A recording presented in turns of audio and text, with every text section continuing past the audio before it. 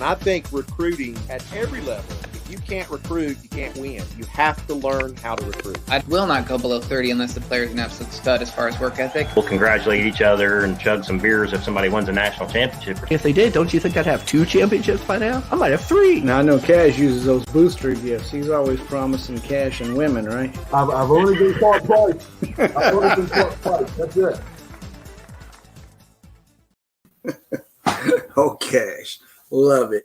That'll probably be the last time that we see that particular intro, because this is episode 20 of season 3 of This, That, and the Other, TTATO. And we'll have a new season starting up in about 2 weeks, I believe. So that'll be our 4th season, and I believe it's the 3rd of the video version. Of course, we had the 1 year or the 1 season that was strictly the podcast. So we pressing right along, and appreciate everybody joining us and watching. Hopefully you've learned something, and hopefully we can provide you a golden nugget every now and then to better your play or the way you do things in general, or answer some of those questions that you have. Today we're going to do an update on the Fantasy Football League. We have a This, That, and the Other Yahoo-based Fantasy Football League. It's a dynasty league. 16 members, so quite huge. Rosters are quite thin when it comes to talent, but it's been pretty active, and we're going to go ahead and show you a highlight of that and show you where we are as far as the standings, etc. Also today on the show, we have BlackHaze 137, I believe it is, 187. I can't see. Let's bring him on. There it is, BlackHaze. Hey, how you doing, sir? All right. How about yourself? Well, I had to have my daughter come in here and show me how to operate this thing so I wouldn't look like an absolute fool on here. Trust me, you're not alone. We've had a bunch of problems with getting the stuff started at the front end and having issues with communication and technical stuff. Matter of fact, right now we're getting quite a bit of feedback from you. Are you using a headset or no? You're not, are you? No, just laptop. Let me see if maybe. I think your microphone on your laptop is picking up the audio and looping it back is what it is.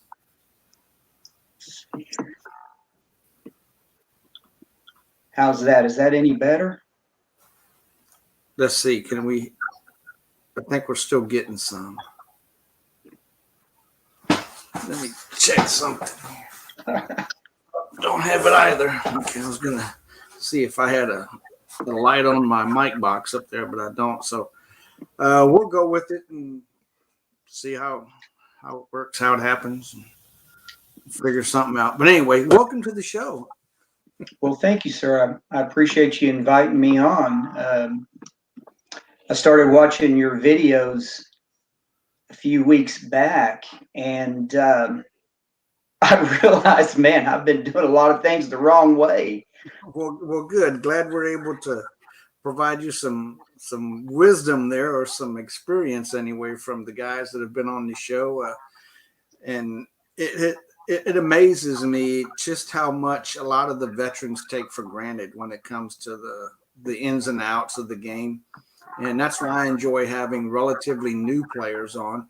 For instance, yourself, you've been, and you have to forgive me. I don't know why I put 37. It's 187. Oh, that's okay. But, April of 2020. So, about 18 months or so, a little more. Really good record, 638 winning percentage, 8 conference championships, and it won't be long you'll get that first national championship. But tell us a little bit about yourself. And you can start with how you got the name BlackHaze 137 or 187. 187. Well, so I'm a diehard Raider fan. 53 years old. I've been Oakland, Los Angeles, Vegas Raiders fan since about 1976. Wow. And anytime I think about the Raiders, I think there's just a dark black haze over their stadium and pretty much the entire NFL, and I'm sure Goodell and a few others don't like them, and it just that name kind of stuck with me. And 187 is actually the homicide code out in LA. So that is that's how I took that. I'm a school resource officer, and I live here in Oklahoma, Oklahoma City, and I work at a elementary school, which is, I'll tell you what, that's where our times have been or at now. You have to have a school resource officer in an elementary school. But I love my job. I love the kids, and when I come in here and play Gridiron Dynasty, just, I can let loose and not worry about all the outside distractions. Yeah, that you're not alone there. So, do you want me to call you BlackHaze or go by your first name? Or what do you prefer? You can call me Dwayne or Hayes or Dwayne, Jack Buck, whatever you prefer calling me. I'll answer to it. Just don't call you late for dinner. Isn't that the That's exactly right. Now, you mentioned Oklahoma, Oklahoma City. I go, or used to, go out there quite frequently. I work for the FAA, so we go out to the FAA Academy out there. Oh, yeah. Mike Maroney Aeronautical Center. Been out there dozens of times. Spent some time there watching the pre-NBA. I don't even know what it was back then, like D-League or something, basketball game that Kareem Abdul-Jabbar was coaching in for a while. What we called we're the Oklahoma City Blue there for a while. But yeah, that's did you ever get to meet Kareem? Yes, I did. I shook his hand and he shook my forearm.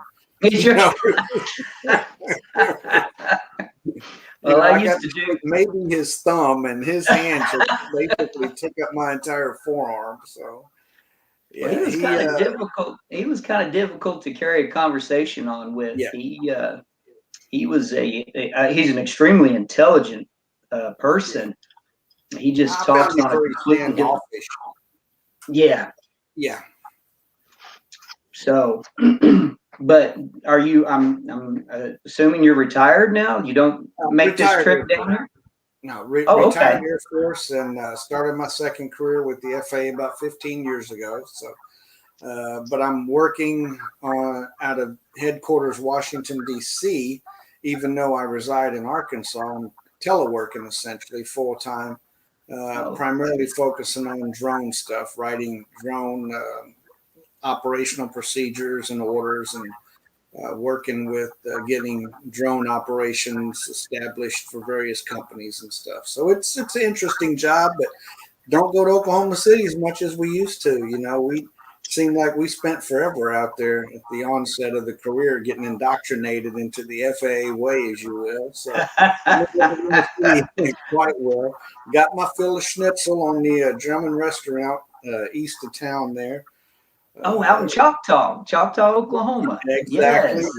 Yeah, know that place. And some good memories. Did on occasion go by and look at the memorial too. Quite a sobering place that is, with the chairs lined up and the reflecting pool. I mean, that's, if you, and to our audience, if you're ever in Oklahoma City, go by the Federal Building, bombing memorial. It's a sight to see, and it's always quiet. It's like the 9/11 in New York. You go there and you hear the hustle bustle of New York, and you're at that location and it's just quiet. Everybody paying their respects. Very sobering experience, very somber. But you mentioned you're an Oakland Raider fan. One of my all-time favorite players was Mark Van Eegen. Mark Van Eegen, I actually have his autograph. I had the pleasure of meeting him in Hawaii in 1995. Oh, wow. Yeah, him, Marv Hubbard was out there. Art Toms, he had a sports boutique per se, like a sports memorabilia company that he took out there at the time. That was the NFL alumni golf tournament, and quite the event. When you up close to some of those guys, you realize, wow, holy cow, these dudes are massive. They're beasts. I know. Yeah. I was big Oakland Raider fan in my younger years. Matter of fact, my youngest boy, he's named after Marcus Allen. His first name is Marcus. So wow, right? Does he know this? Yeah. So he's I named him after Marcus Allen, and my favorite player was Mark Van Egan. So yeah, a lot of good memories rooting for the Raiders. You know, Dan Christensen and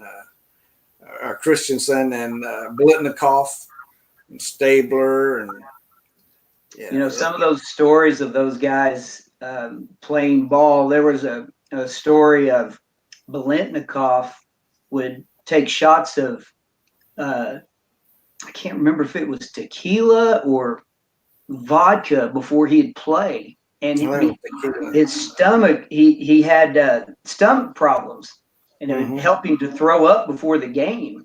And I got to thinking, I was like, man, I sure hope he didn't have all that stickum on when he was in the bathroom. Maybe that's what the stickum was. Could been. That's some potent stuff. Man. Well, Hayes, you've been a member now, like I said, about 18 months, and you've got teams. You've got elite teams and all the way down through, I believe, D2. I don't know if you've got any D3 teams or not, do you? No, sir. I got rid of my D3 teams. I didn't feel like there was enough. I don't want to say interaction. It doesn't matter how hard I try.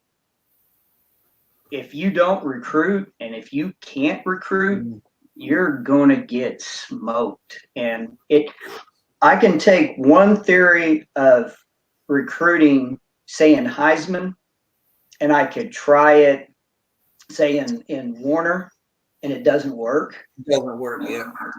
And I'm Division I AA in Adobe right now, going through a recruiting class, and Tennessee Chattanooga. I had 11 scholarships, $117,000, and if I'm lucky, I'll get 3 recruits out of it.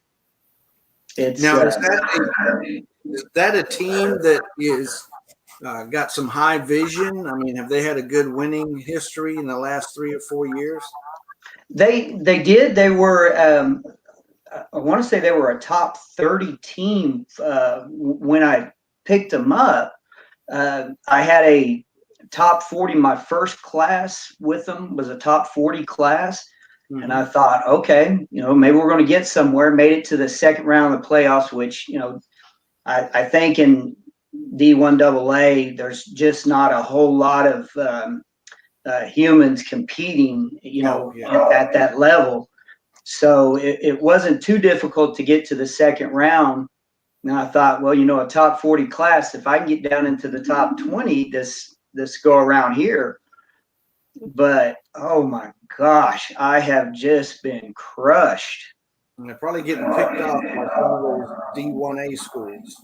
Yeah, Georgia's got me a couple of times. Tennessee is, and I try not to battle. I don't like to do that. I don't have the patience, the wherewithal to battle guys that have been doing it for a long time. I get absolutely frustrated. I see a guy, nobody's looking at him, and I dump a ton of money into him, and next thing you know, somebody else comes right in and snatches him up, and that's God, what in the world just happened? And then your competitive nature kicks in, and you start dumping more money into that person. I'm trying really hard not to do that, but gosh, it's so difficult. It's that pride thing, your pride. This is my that it is. He's mine. Now, you talked about the recruiting aspect. What did you find to be the most eye-opening or the most surprising thing when you initially moved from D3 to D2?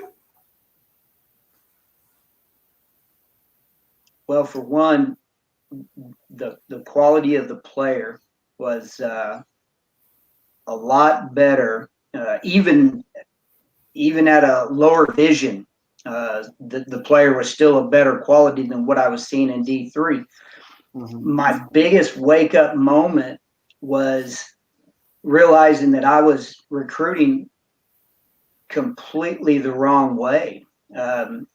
And I happened to be in the stag world, and I had gone to Southwestern in Weatherford for a year and a half to play football, and I thought, I'm going to take this team over. They weren't very good. I made them even worse, I believe. I was trying to recruit based on my thoughts and theories from coaching in the past and working with athletes. I have a minor background. I spent 25 years doing strength and conditioning for kids here in college. I've worked with OU athletes, OSU athletes, UCO, Tulsa, softball players. So I start thinking about the small things, like an offensive lineman, things that would make their hands faster. Well, it's a game. It's not real life. So I was recruiting completely wrong. And a gentleman that was in that league, Rice. MT. Yes, he's won 28, I think. Yes, Rice 20. Great guy. He said, "Look, I'm not going to shoot myself in the foot. I can't tell you my secrets, but there's somebody that might help you out." And it was S Trail 23 or S. It ended up being Sean. I saw him on one of your videos. Cottrell, Yeah. Well, I felt like a jackbutt. I kept calling him Scott until I saw your video. So I had to send him a message and go, "Well, I feel like an absolute idiot. I've been calling you Scott." And he just laughed it off. And he said, "Man, everybody calls me Scott." He said, "I'm just used to it now." But he helped me out tremendously. I mean, and every person that I've ever reached out to that's been doing this for a while has just been the utmost sincere and helpful. So, and again, looking at the attributes, the ratings, learning how to recruit what type of ratings in D2, which I tried to carry over to the D1AA, which that doesn't necessarily work. Excuse me. Yeah. Now, what about your preference for players when it comes to their potential? We've talked on the show in the past. There's some coaches who don't even look at it. They want those core values to be as high as possible. They don't care what their potential is. And then there's other ones who want that core value high as possible, and they don't care what their work ethic is. Where do you sit in that realm? I'd like to kind of think I sit in between. For the most part, I really try not to recruit anybody with the very low upside. There's just something about seeing that VL on your roster that like, what's this guy going to do for me in a year from now? Now, if I see somebody that might be able to come in and help me as a true freshman, if I'm in a bad spot, say I'm in a bad way with my DBs, if I've got somebody with great speed, great tackling, and unfortunately he's a 2.1 GPA and VL, I may scoop him up and put him in my roster on certain plays, and use him as my freshman year until some of my guys that I've recruited grow a little bit. Yeah, and give your starters a break too. So yes, give them a breather and keep them in the crucial parts of the game. And yeah, that's exactly.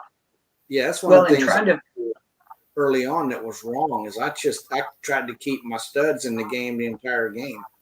And, because I'm thinking back to high school and stuff, our third stringer didn't get in the game, but maybe 4 times the whole season.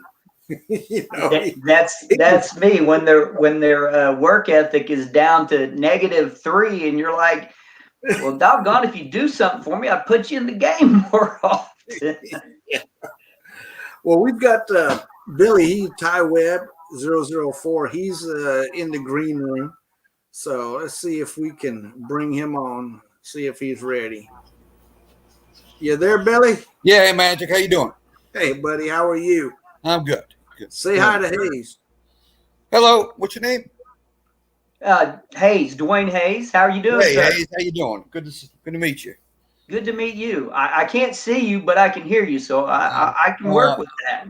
I have That's a face. a good thing. My mother always said I had the face for radio. I actually, in my broadcast days, someone actually gave me a T-shirt that said "the perfect face for radio" back when I was doing some high school and college games, and I wore it quite often.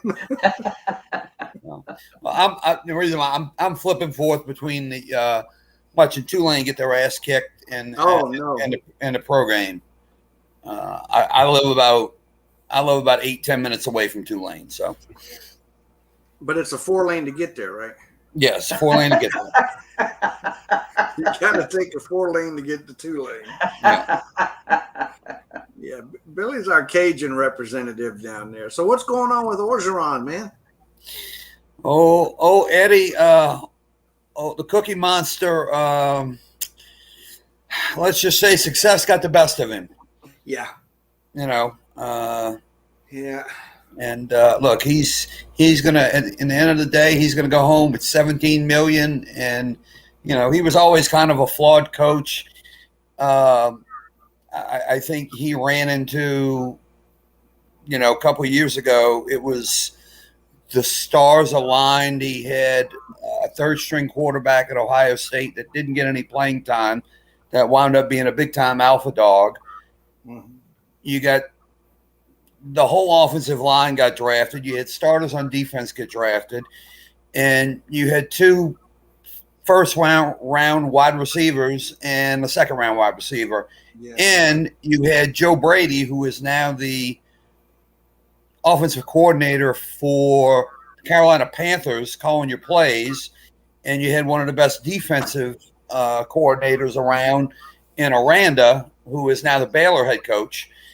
And when he lost that was it. He was basically kind of like a CEO and delegated authority. He had great coaching staff. He had great assistants, and all that being said, he needed to be gone, but no one will ever be able to take that season 2 years ago away from him. Yeah, and he's walking home with $17 million in a buyout. I would do that for that much money. Go Tigers. I got no heartburn. I'd sell hot dogs for that much money if they sent me home. No, I'd pay me euros, whatever. Just pay me the money. I'll go home. Yeah, it's amazing the way that works. It's going to be interesting to see who gets that job. I heard Lane Kiffin's getting it. I think Kiffin would crawl from Oxford, Mississippi down to Baton Rouge to get that job. I do too. I'm not sure if he'd be offered it, but he has kind of matured as a coach. I don't see that. I wouldn't mind seeing it personally. Well, there's our tone. We got to go. That's all for tonight. No. So, I can't think of the guy's name. The Michigan State head coach, who is at Colorado. His name escapes me. Oh yeah, I know you're talking about. He is supposedly on their short list. Is it Edsel or If you said it. I can't remember now. But I've said it multiple times. He's the one that beat Arkansas's butt a couple of years ago.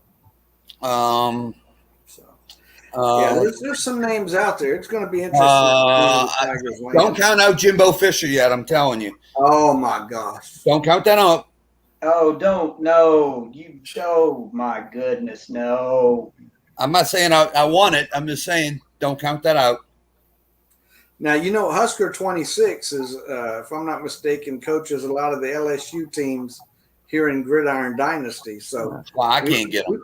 We may see him down there in real life. Who knows? They may look at that and see, hey, this guy's pretty good. Let's give him a shot.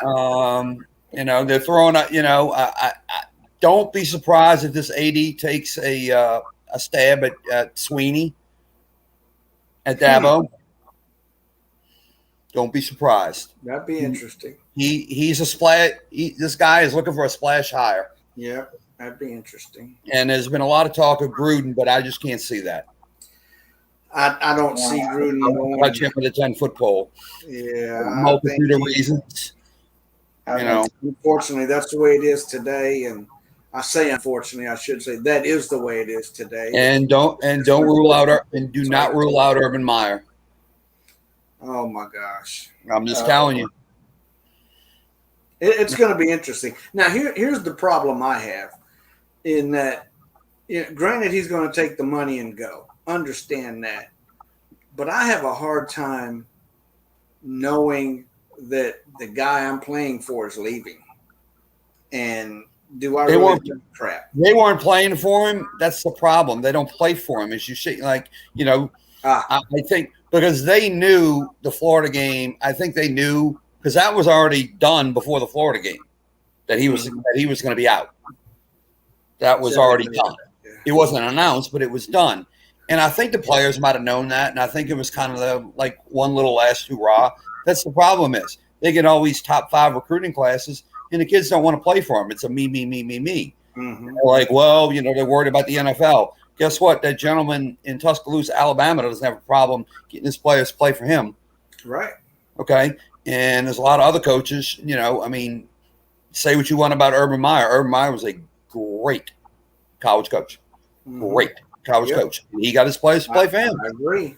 Okay. And a lot of these guys can do it. And if, this is not the LSU job before Saban got there, where if you win 8 games and go to your bowl game and win your bowl game, you're the toast of the town. They expect a lot more now. The bar is raised. And, this 5-5, last year and what they're doing this year with this talent is just unacceptable. Yeah, so it'll be interesting to see who they get. And I think, I don't have a name, but there's probably going to be a very, very well-established coach that you haven't heard his name that is probably going to be very interested in the job. I'm going to look forward to that when that carousel starts with all the coachings and changes, just to see where in that evolution LSU falls. Are they going to hire a guy when it starts? Are they going to wait to see how things shake out and get one, later on? Do they have something already cemented? I'm sure they've got their list. I think the reason why they announced this so early and are just letting him coach out, which I don't have a problem with, is the USC job. Mm-hmm.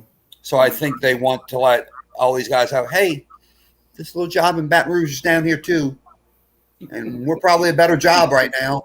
Yeah. You can probably argue that the USC job might be a better job right now if you go by the theory of path of least resistance. Yeah. You don't have to play Alabama every year. Well, that's what I was just thinking is what's their normal schedule look like? And LSU plays Bama every year now. Well, it's nothing like plus you have Oklahoma and Texas coming in. Exactly what it's going to be. So maybe the USC job is a more appealing job. Yeah, especially for somebody who really doesn't necessarily like a challenge or is an environment where it's understood that 2 or 3 losses in conference are acceptable. If you're looking at the SEC and you're looking at teams with 2 or 3 losses, they're usually pretty successful outside the conference. Right.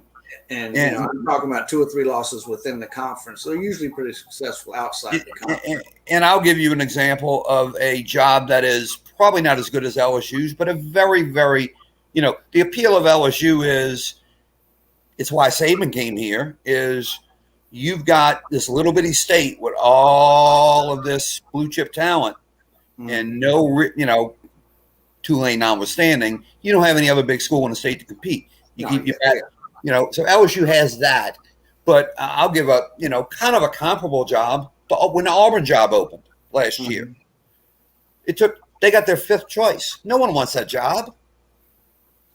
Right. You don't want to recruit against Saban. Yep. No one wants that job. Billy Napier who was one of Saban's assistants. He's at University of Louisiana Lafayette. He's been a name up. He turned it down. He don't want that job. And I don't blame him. Mm-hmm. No, it's no different here. Maybe a little different, but the jobs that people think that are appealing, maybe not as appealing as you think, because of the Saban factor, and it is a real thing. Now does the Miami job, which is that guy's on the hot seat. Does that become more appealing? Because what is Clemson? As great as Swinney has been there and has built that he's built that program into Alabama East. But guess what? He got a hold of Deshaun Watson and Trevor Lawrence, and he had that for 8 years. Okay, the 2 NFL quarterbacks, and he don't have that. And guess what? Yeah, you look at him now. Okay, so does he want to get out? Maybe the cupboard's a little bare there, or does that make some of these other ACC jobs like Miami, which is probably a sleeping giant, with Florida not being that great and Florida State being down, maybe the Miami job, which is speculated to open up, is more appealing to some of these potential coaches. Especially considering where Miami is as far as the ACC conference. Virginia Tech's kind of down right now. Some of the other programs are down a bit, so to speak. So that could be just the cycle. The sleeping giant job. Yeah, for Miami. Like that was when Saban got there. That was the biggest sleeping giant job. I'm like, if you get the right coach to come in here, the LSU will blow up, and it did. Yep. And the Mad Hatter, as flawed as he was, it was amazing how he won 10 games every year, despite himself, because he could recruit. But he could recruit, and the players played for him. Yeah. But these players don't play for Orgeron. Yeah, good points. Well, it's no different from what we do here. Sometimes we look at a conference in GD and see, my God, this is a stacked conference, and I don't want to be in a stacked conference where there's a bunch of coaches. I'm still learning. I want to try to, build up my win record so I can get some good recruits and so I can do some things to kind of tell me what I'm doing right or wrong. And then there's other players who gravitate toward those full conferences, toward that human interaction. I think Hayes mentioned it earlier, he said there's very little interaction at D3 compared to D2. So what do you prefer? Do you prefer that? I prefer a little of both. I believe, let me pull up my thing. I have 6 teams. Let me go to my homepage just so I can look. Well, I am at Carson Newman at one level, which I've made 4 straight championship games and lost all 4, and there's no way I should have lost all 4. It's horrendous coaching. I'm at it was. I'm at Connecticut in one Connecticut. I have in one world. I have Temple in another world.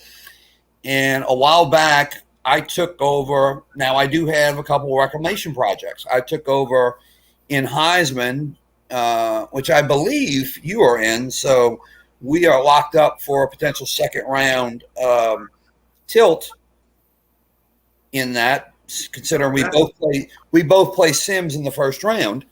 I think that's Humboldt. Is that right? You're at Humboldt, yes. Oh God, yeah, that's you and I will, after we beat our Sims, that'll be you and I. Now I took over Texas A&M Commerce, I'm channeling because I do interact. I know you had mentioned that you talked to Rice MT and Sean Cottrell.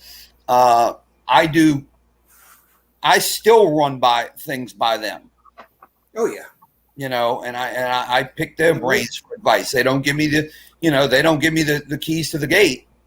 You know, they don't give me the cheat codes, but you know, they have been those two guys, and I also talked to Wyerden, Don, and I talk to three of them kind of on a semi-regular basis on the chat.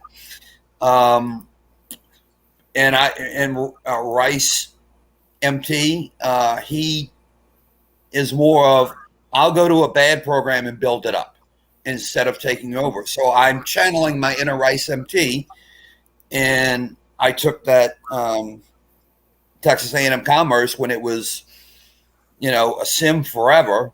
So it was like a 2 or 3 win team when I took over. So this is my kind of second go round. I think I'm in my 6th season there. Okay. So I want to try and build it up to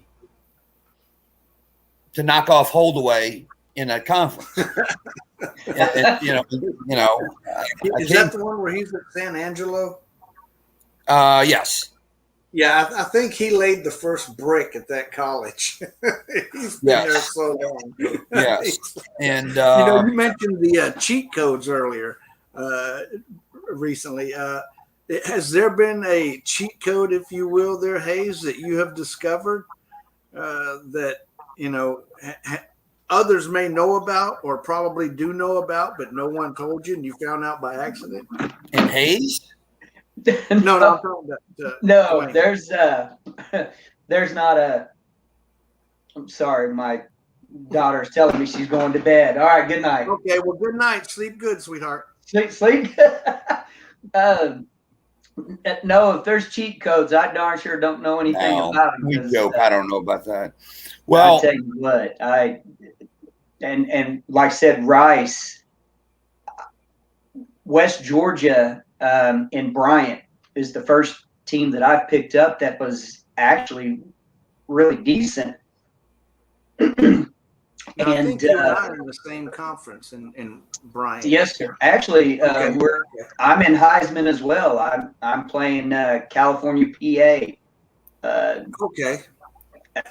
I can't seem to get over about that 20 range there in Heisman.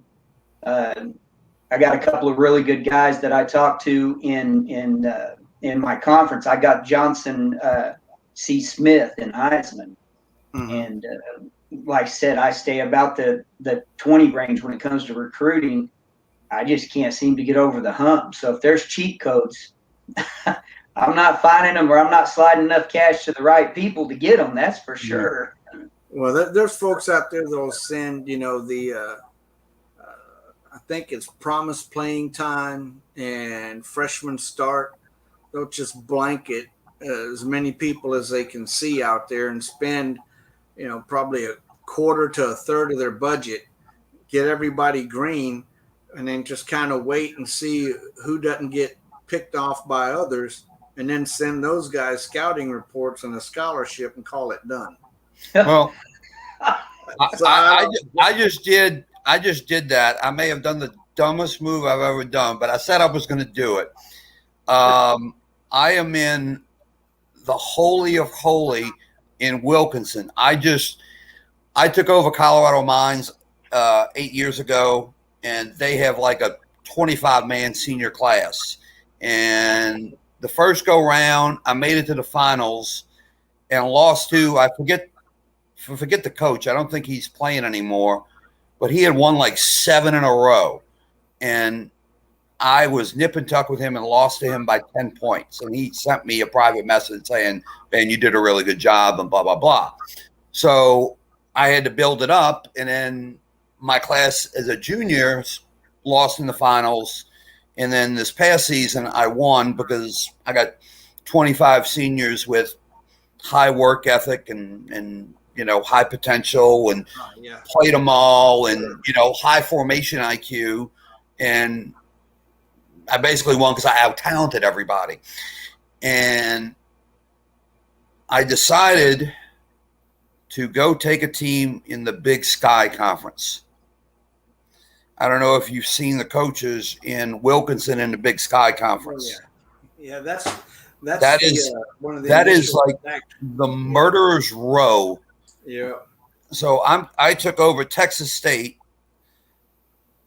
I mean, the coaches in there are, you know, you got Escatrell, Rice MT, Jeff N48, who is a pretty decent coach, who looks like a pretty decent coach. Robbie Isn't P. Jason at Montana State in that one? Yes, in my division, I have Jason Freeman at Montana State, Natty Dog at Northern Arizona, Husker 111 at Stephen F. Austin, Wyerden 65 at Sam Houston State. Okay, and then some other human, Frigo, who I don't know. I think he's a little bit of a newer coach, and me. So I'm going to get my ass handed to me because I'm trying something crazy, because I'm not running, you know, the Pro Set or 4-3, whatever they give you. I'm going 4-4 and shotgun. So my guys have no formation IQ at all, and I'm just playing them all as freshmen. Oh man, I hear you. You're letting them go. But when Rice MT, when I decided I was going to do this at in Heisman at Texas A&M Commerce, he said, "Look, you're going to lose anyway." Yeah. No, he and it helped. He's like, play all your, you know, get those freshmen. Play all your freshmen, okay? And if you're going to run a different than what the Sims run it from the get-go. Yeah, exactly. Don't take your lumps the first couple seasons. Yeah. You know, I mean, in there I could get some wins at least by playing some Sims, but I don't have that luxury when I'm going to the Big Sky, this behemoth of a conference. That's where I'm just going to get crushed for probably my first, definitely my first 2 seasons, probably my first 3. But hey, if you want to be the big dog, you got to battle the best, and you know, and so in some conferences I will do that. In some, I've taken over really existing teams, like in Stag. I had Valdosta State for 13 years. I for 12 seasons or whatever, and I won 2 and made another couple national championship games. So I decided to move on. So now I'm going to go to. I just took a team, just left there and took a team at Valpo. You know, and then I'll stay there, or I'll move up to D1. So I kind of like to spread it out, since I have 6. Do some of them as a challenge, and then some of them I'll get an existing team. Like when I joined UConn, I got an existing, you know, I got a team that was pretty good, that was human owned. When I got to Temple, that was Sean's team, and that was pretty good. And I piggybacked all his stuff, and it's my first season. I won a national title there, you know, off of him. But I think the next time I go into 1A, I might take a sim team that has been simmed for a couple of years and isn't as established, you know, in a Power 5 conference, you know, to give me that challenge to build that team up instead of just being Les Miles after Nick Saban and just hitting the ground running with all the talent, you know, giving the golden goose, so to speak. So I really, you know, I try to do a little of everything. You know, you're in our conference in the fantasy football league. Hayes, are you aware of that? We've got a TTATO Yahoo Fantasy Football Dynasty League. Well, I noticed that you were putting one together in one of your past videos, but I did not get into one this time. All right. Well, the reason I mention that is we'll have turnover. There'll be some coaches that won't come back for whatever reason, and that's fine. And we will advertise those openings, at the start of the next football season. But I've got an update. We need to squeeze into this show here. So let's go ahead and play that right quick. And welcome to another TTATO Fantasy Football Dynasty League update. This is on the Yahoo platform. And what you're seeing now is the matchups for Week 7, which starts tonight, as a matter of fact. And the one I want you to look at closely is the underachievers at 4-2 against Bushwood Caddies at 4-2. Now, why is that important? They're two 4-2 teams. Well, in this league, it just so happens that 6 teams are battling for third place. 5-1, my team, and Vinnie Mac, Gavin's team. Both of those are at 5-1, so 4-2 are 6 teams battling for that third place. And that is the only matchup of 4-2 teams that we've got going this week. Let's look at some of the player values so far in this league. For quarterbacks, for instance, you can expect there'd be a Patrick Mahomes near the top, and there is. And Allen, and then Allen Jackson. Get that? Hurts and Brady. Now, Hurts, I didn't expect to be in the top 5, especially this soon in his career. So he's had some good games to be up that high. Now, in the receiver side, we've got Cooper Kupp, Hill, Adams, and both of those last two are usuals in the top 5 or 10. Williams and Chase round out the top 5. Running back-wise, you'll see Henry, of course, dominating.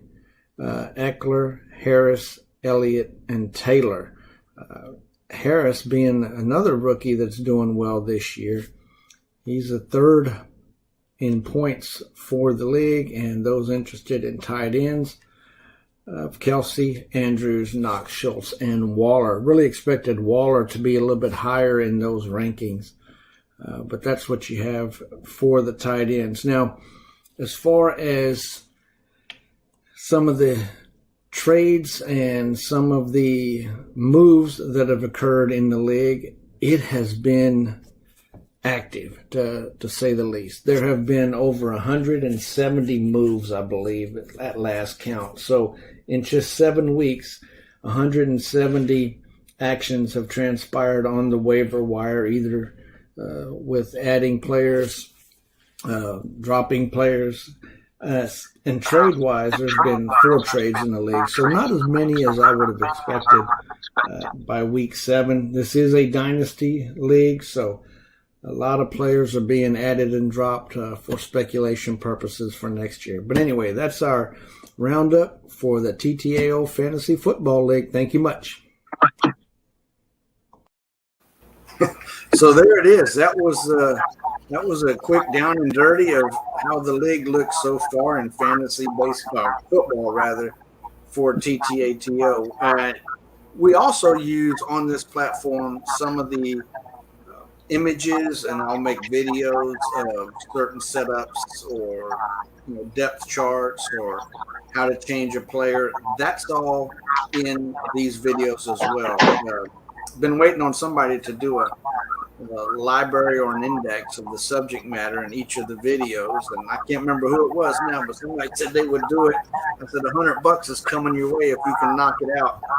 I still got my $100. So that's the one thing I regret, is not having indexed these from the onset, and I've been too lazy now in the aftermath to start anew. But we'll see how that evolves. Maybe that'll be something we can incorporate before too long. But back to you, as far as being a new player, so to speak, in the league. I mean, you've been with us 18 months. So as far as having something come to your attention once you've moved up to D2, you talked about the recruiting aspect being a little bit different. What is there that you would definitely advise a current D3 player to look to or to be aware of when they eventually move up to D2 so that they don't make mistakes that you make? Well, one thing that I would probably tell them is don't overload yourself with a bunch of different formations. For one, the first team I had, I was thinking, my gosh, if I ran all 6 formations, nobody would be able to figure out what I'm doing. Well, I buried myself so far, my young players couldn't grasp all the different formations. Yep. That really got, I mean, that almost set me back 3 seasons on my first Southwestern team there in Stag. And second of all, don't be afraid to sight mail the guys that have been playing for a while. Like I said, every single one of them that I've reached out to have just been above and beyond helpful. And the one thing I'll tell them when they do help me, for instance, Sean, now that I'm in that Bryant League, we happen to come across the same recruits. And if I see his name on them, you know, just out of the niceness and things that he's done for me, I couldn't win that battle anyway, but I darn sure wouldn't. That's just not something I would do. But it's because you're a nice guy. It's not that you'd lose. It's because you're a nice guy. Well, there's some people here in Oklahoma that tell you differently, but you know, I think you learn so much more about the game per se, moving from 3 to D2. You know, making your plays. My gosh, your practice times. I still haven't figured my practice plan out. I've got 7 teams, and I'm pretty sure I've got 7 different types of practice plans just because I don't have it figured out at all. Now, once you do, is that something that you're going to incorporate at all the levels you're at, or do you think that practice is different for D1 and different for D1 AA and different for D2? My guess is it'd be a little bit different from D2. Well, it is for me anyway, D2 to D1 AA. I've changed that up quite a bit. Now I haven't ventured into D1 yet. I'm not looking forward to those 89-0 tail kickings. So I'll stay at the 69-0 tail kickings right now. Now, I thought you had an elite at D1. No, sir. No, sir. Just D1 AA. I've got Tennessee State, Chattanooga, and Alabama A&M. Okay. I must have been looking. But then again, I'm almost 60 years old, so you know, that's one of my gray matters probably. And I will tell you that's something else that I was really surprised about is the age of some of these coaches just floored me. Yeah. I thought, man, if people realize that I'm in my 50s playing this, they're going to laugh at me. And I was absolutely shocked. And, you know, we've got players, Ed, for instance, he's in his 80s and he's still playing. Yeah. You know, Ed, and he's doing well. You know, he and his son, Ed Zimney, the one that did the recruiting analysis, kind of in line with what Yatzer used to have way back when. I'm sure that was before your time, but it's the recruiting analysis program that kind of helps with recruiting. His dad is the one I've talked with on the phone numerous times, and it's just amazing. You know, I hope my cognitive ability is as good as his when I'm that age. I'd be wearing diapers I can't even imagine being Oh my God. And he loves it. He's competitive. He goes hard at it, and he's very adamant in some of his beliefs. And one of his pet peeves, if I may speak for him, is these coaches who are at elites and they don't even schedule other elites or try to schedule other elites or try to schedule other worthy opponents, and you'll see them scheduling a bunch of sims, and and that's not something that you would see in real life. That a Tennessee or a Miami would consistently have 4 or 5 games against the Charlottes or the St. Mary's of the Blind School or whatever the case may be, and he and I talked for a bit on that, with many months ago, and definitely enjoy listening to some of his theories on this game, because the bottom line is it's X's and O's, ones and zeros. It's just a mathematical situation, and if you can figure some of the nuances out, you've got that statistical advantage at that point. And that's what we were talking about in some of the other shows. Some of these coaches have apparently figured that out, or figured out a way to utilize it to the best to their advantage, and hats off to them. And that's any of those nuggets that I get, I enjoy sharing, because if I'm playing someone, and that's what I hated in high school. When our high school team was playing our rival, I hated if one of their key players was out. Because absolutely bad taste. Even though now if we lost, it really left a bad taste.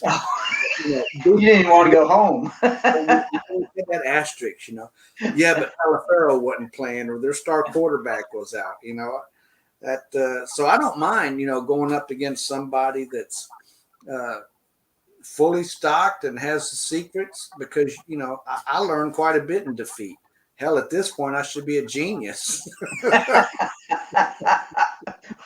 I won't be far behind, and again, you bring that up, and that's something else I try to do. Is I try to schedule as many high-end out of conference games that I possibly can, just for the the strength of schedule.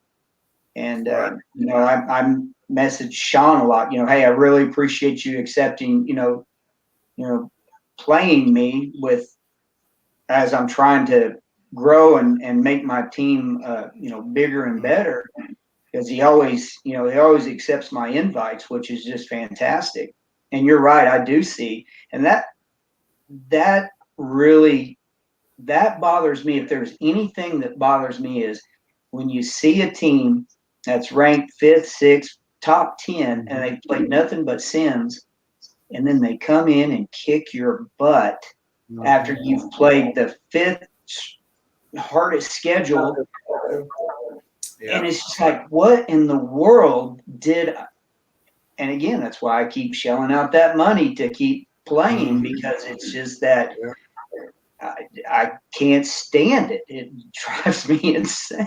Exactly. Now, I will schedule a sim non-conference when I'm either in a rebuild or I've just taken over a team.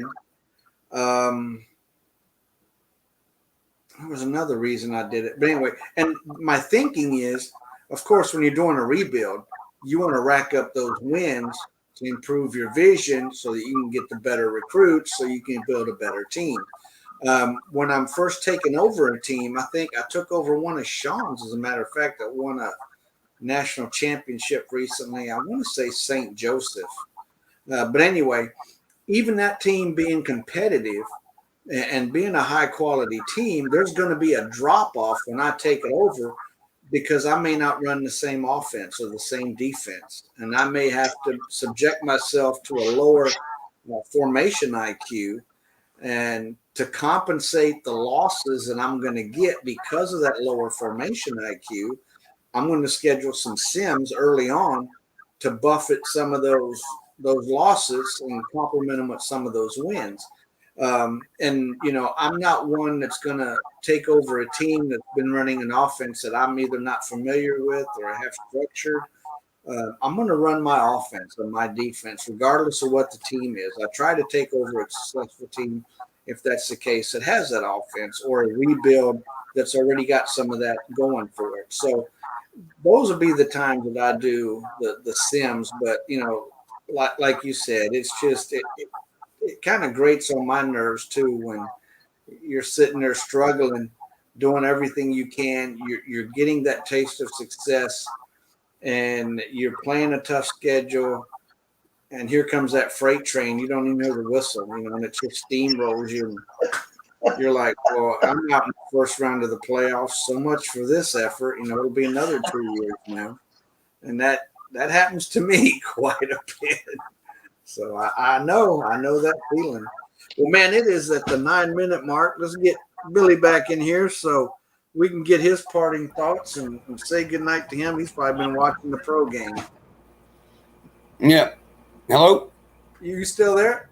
The number is not a working number. If you feel you've reached this recording in error, consult your local directory or call the operator for further assistance. Funny. But like you talking about like taking over. I missed probably the last 5 minutes of the conversation, and I just got back. But like when you start out like the new team, and like play all the freshmen, because if you play them, their work ethic goes up a hell of a lot more. Oh yeah. So when they are seniors, they grow more than, if you kind of don't play them as much, Right. If you have an established team where you're playing, a lot of your juniors and your seniors, trying to compete. Yeah, and that's a good thing that, a lot of people have really learned to do. And I think there's even a thread on the boards right now about getting your freshman playing time and how many games. So, as a matter of fact, that's something that we're going to discuss, if I've got my agenda correct, on either the next TTATO or the one after. I can't recall now, but it's coming up in a very near future episode, probably 1 or 2 of season 4.